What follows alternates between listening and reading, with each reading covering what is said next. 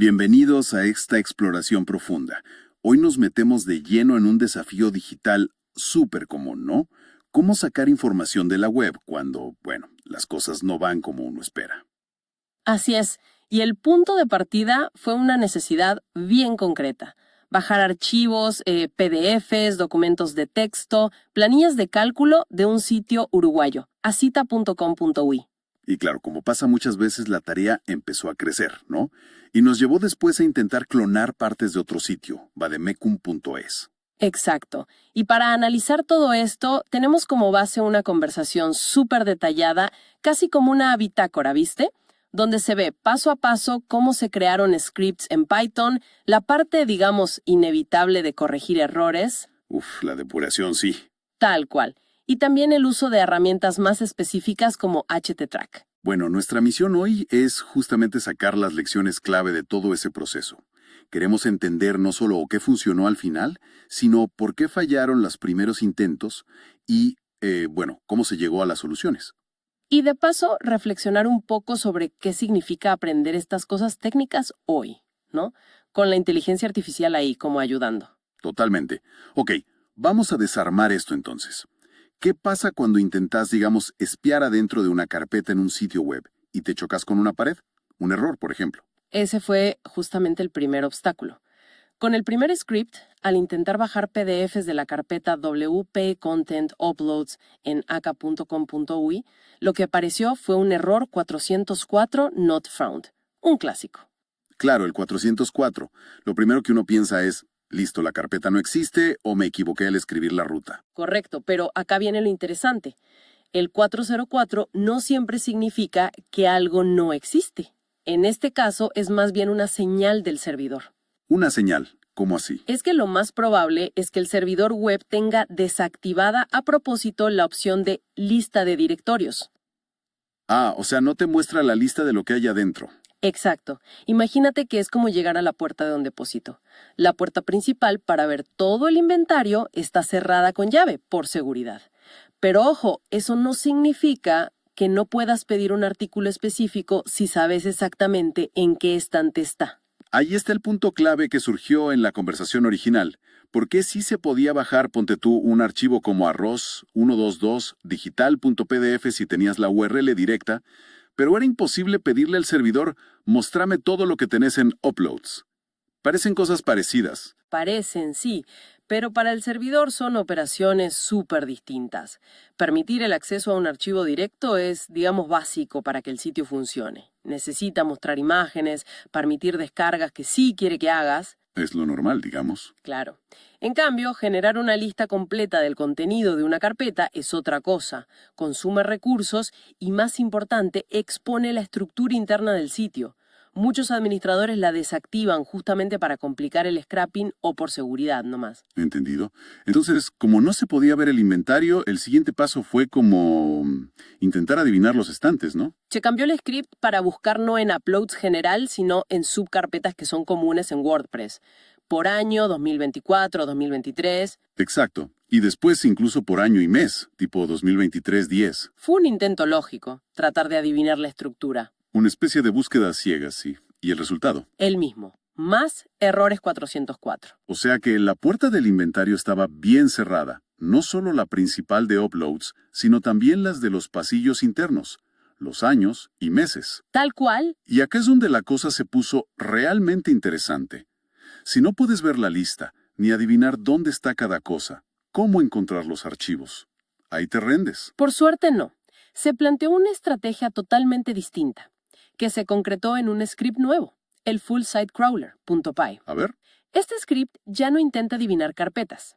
Lo que hace es comportarse más como un visitante humano curioso que va navegando por el sitio. ¿Cómo es eso? ¿Va haciendo clic en todos los links que encuentra? Algo así, pero de forma automática. Primero, visita las páginas HTML normales del sitio. La portada, las secciones, noticias, lo que sea visible. Bien. Después usa una biblioteca de Python muy conocida, Beautiful Soup. Es como un decodificador de HTML, ¿viste? Analiza el código fuente de cada página que visitó. Ok, le mete mano al código. Exacto. Y dentro de ese código busca todas las etiquetas de enlace, los A, y revisa cada uno. Si el enlace apunta a un archivo con una extensión que nos interesa, .pdf, .txt, .xls, etc. Y ese archivo está en el dominio aka.com.ui. Lo descarga. Ahí va. Intenta descargarlo. Es como ir juntando las miguitas de pan que el propio sitio deja en sus páginas. ¡Qué bueno! Y para esto usaron requests para pedir las páginas, Beautiful Soup para leer el HTML y mencionan también algo llamado deque. ¿Qué es eso? Ah, de acuerdo. Pensa en eso como una lista de tareas súper eficiente. Está optimizada para agregar rápido nuevas URLs a visitar, las que va encontrando, y para sacar la siguiente URL de la cola, sin que todo se ponga lento, incluso si tenés miles de enlaces. Es clave para que el rastreador no se arrastre. Y veo que también pusieron una pausa. Time.sleep 1 segundo entre cada pedido. Supongo que eso es para no molestar al sitio, ¿verdad? Es por cortesía y también por pura necesidad. Fundamental para no ahogar al servidor de acá.ui. Si le mandas miles de pedidos todos juntos y rápido, cualquier sitio lo detecta como algo raro y te puede bloquear la IP al toque. Mala idea. Pésima. Esa pausa y también simular que sos un navegador normal con un user agent son como las buenas maneras del scraping. Son esenciales para que el rastreo pueda terminar. Pero ojo, que ni siquiera con esta estrategia más elaborada y la ayuda de la IA que generó parte del código, fue todo color de rosa. Apareció un error. Syntax error. Name total descargas is assigned to before global declaration. Suena a detalle técnico de programación.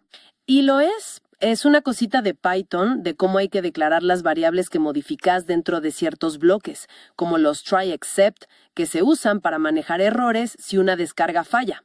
Pero lo importante acá no es tanto el detalle técnico en sí, sino lo que demuestra. ¿Qué sería?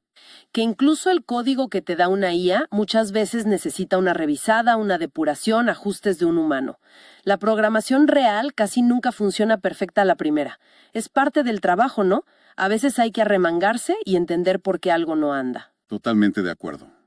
Bueno, una vez que se corrigió ese error, en la versión 5 del script, se hizo una primera prueba limitada a las primeras 200 páginas que encontrara. ¿Y funcionó? Sí, bajó 182 archivos, más de 180 megas. Un éxito. O casi. Casi, porque faltaban unos archivos importantes que se buscaban desde el principio, unas revistas llamadas Arroz. No estaban entre esos 182. Exacto, no aparecieron. Entonces, la hipótesis fue que el sitio era mucho más grande de lo que parecía, que esos links a las revistas debían estar enterrados más profundo, en páginas que no se alcanzaron con ese límite de 200. Correcto. La estructura de un sitio puede ser engañosa. A veces hay mucho más contenido del que se ve a simple vista. Así que hubo que escalar la operación. ¿Cómo? Primero, se aumentó el límite a 10.000 páginas.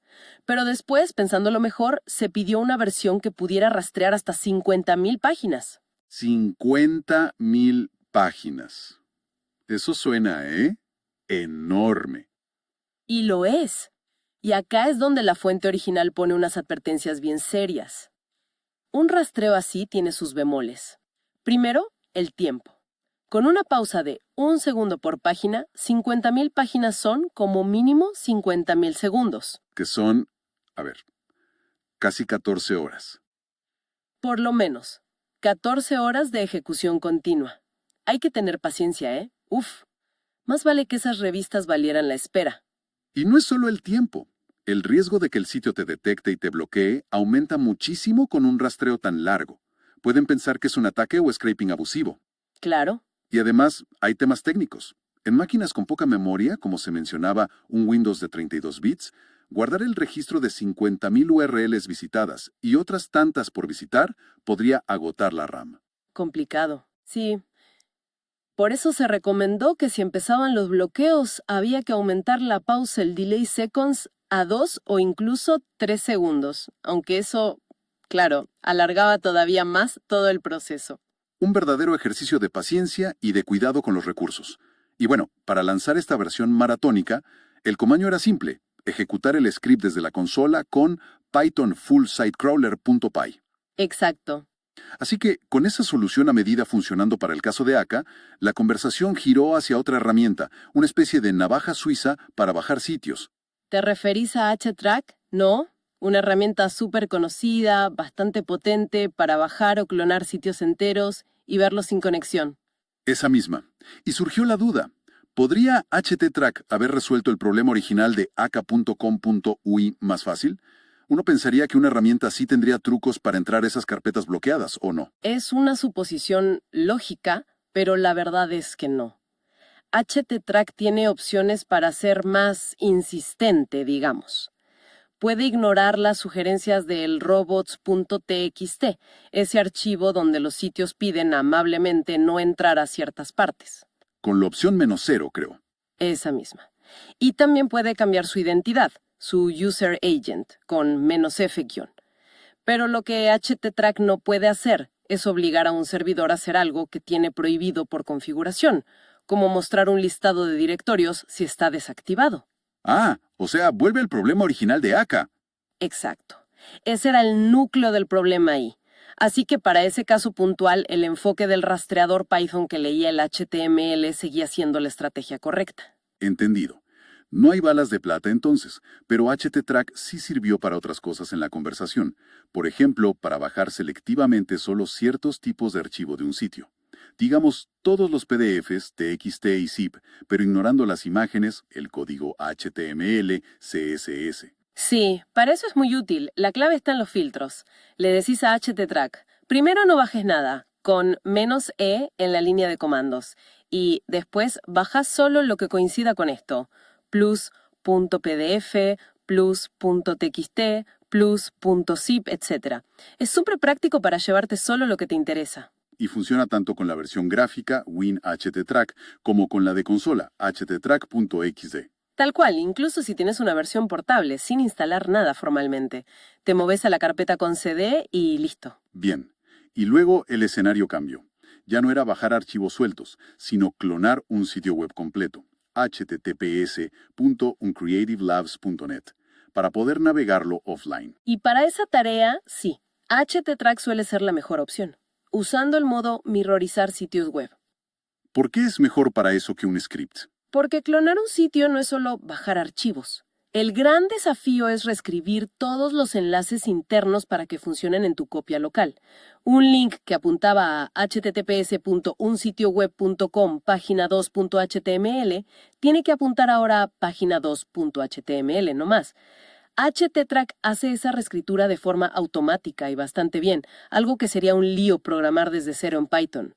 Tiene sentido, es complejo eso.